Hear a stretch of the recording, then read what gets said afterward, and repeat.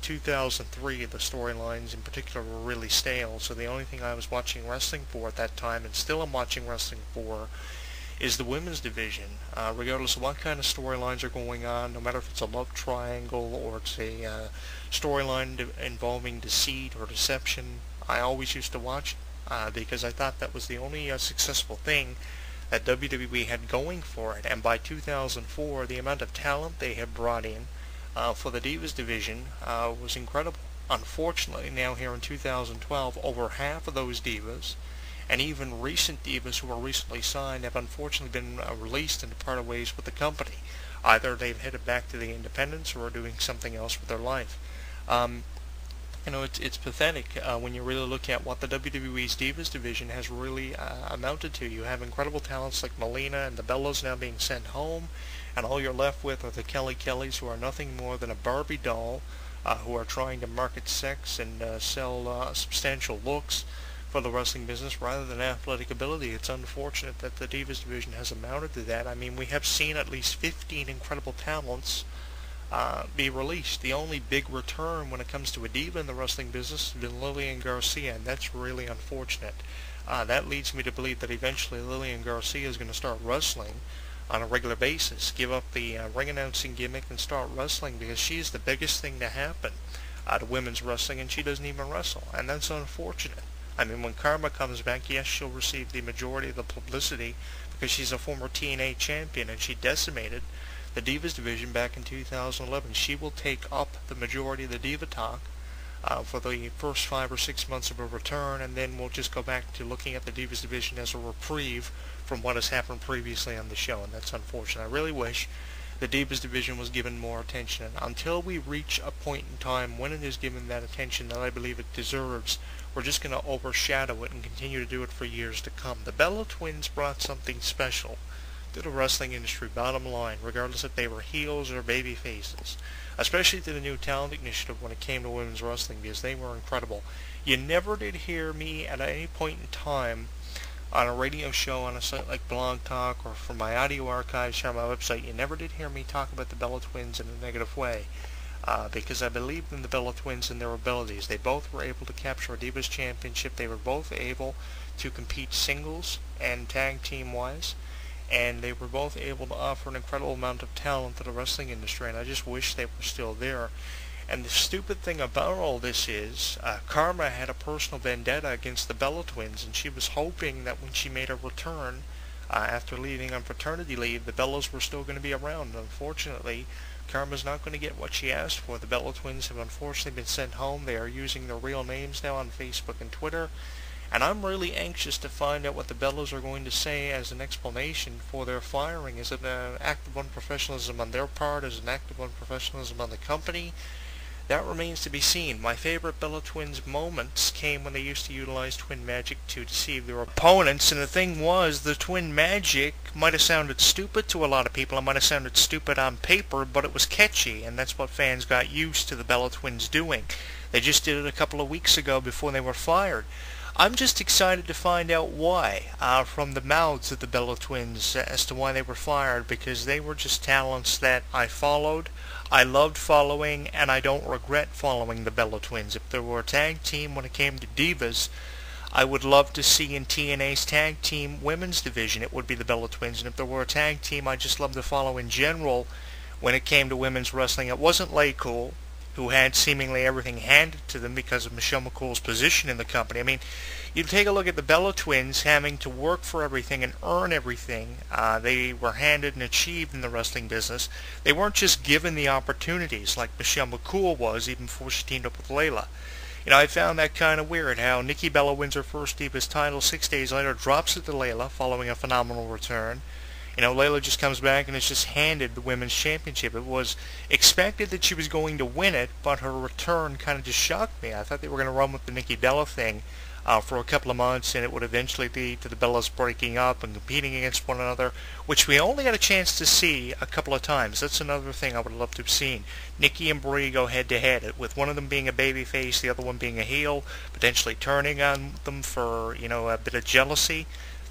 that would arise from one of them being the Divas champion. You know, they could have done a lot with the Bella Twins, and unfortunately, they didn't. But they did get a chance to work against some of WWE's biggest names, and that's what I give them credit for. They got the chance to work against a lot of the biggest names when it came to a diva, and they just weren't handed everything. They were there a couple of years before they were ever considered to be top contenders and given the Divas Championship. Brie Bella got a bit of a longer run as the Divas Champion than Nikki Bella. I would have loved to have seen Nikki Bella get a decent run, probably 2 or 3 months, with the Divas Championship. I promise you it wouldn't have lasted any longer than that. There are some fans out there that are happy the Bella Twins are gone. That was because you didn't really take into consideration how valuable of a talent the Bella Twins were.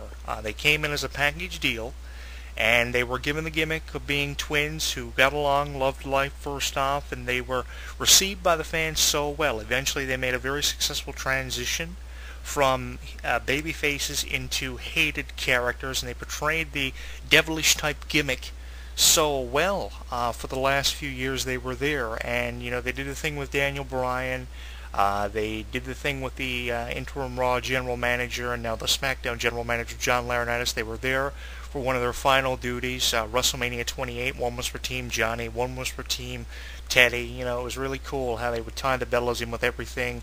They were host girls for the guest hosts.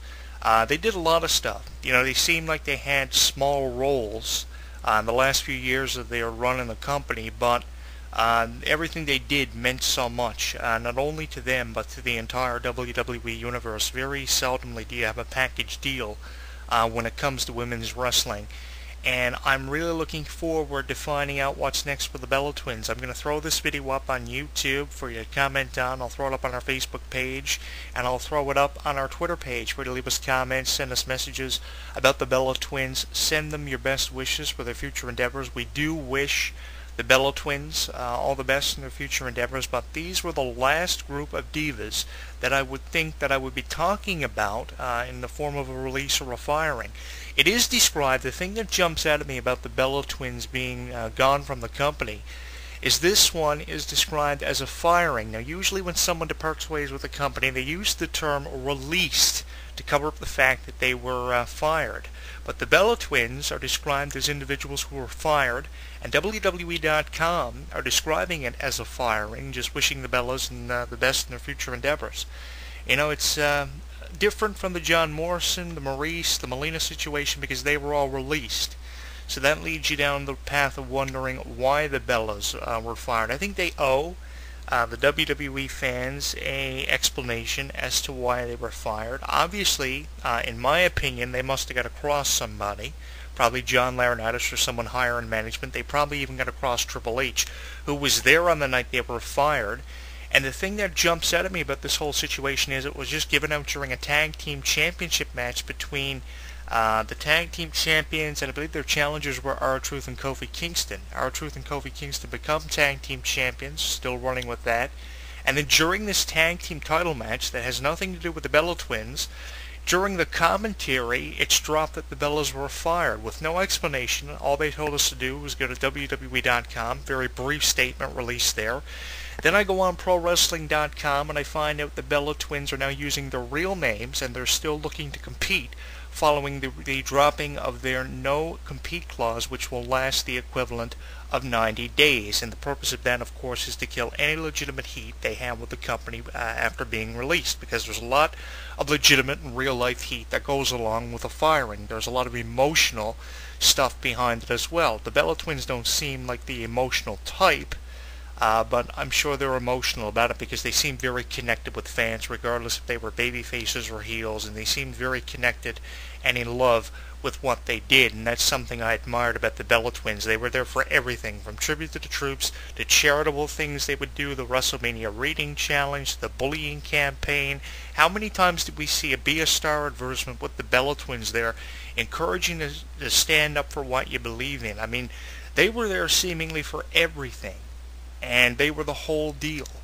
That's why I'm depressed, very depressed, over the Bellas being released. I mean, they were some of my favorites when it came to women's wrestling, and I do give them a lot of credit for doing what they did. They deserve tons of credit, and I hope we get to see them again. I hope this isn't the last for the Bella Twins, because they were phenomenal talents, whatever way you want to look at them. I mean, if Karma were to come back and the Bellas were there, just to put this image in your mind, I think the Bella Twins would probably give her the biggest fight she ever had, especially if it was for a major championship, and I'm very depressed we're not going to get to see that. I mean, the Bellas were phenomenal talents, regardless if it was in singles competition, regardless if it was tag team work they did, and they always wore matching attire, which was kind of cool too.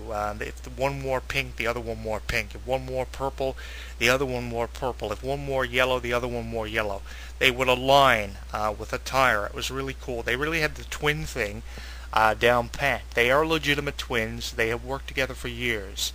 And they were actually one of the first teams I started following when we first launched our Twitter account at EGW Entertainment Jonathan Clarke 1. There are tons of YouTube videos devoted to the Bella Twins, a lot of tribute videos, especially now where they're released. And I know a lot of fans of the Bellas are going to be absolutely irate, especially the ones who created fan pages and everything. There are tons of those. You'll find tons of Bella Twins matches on YouTube, and some I can recommend for you would be the tag team matches they had with Eve and Kelly Kelly. There are multiple ones of those on Raw and Superstars.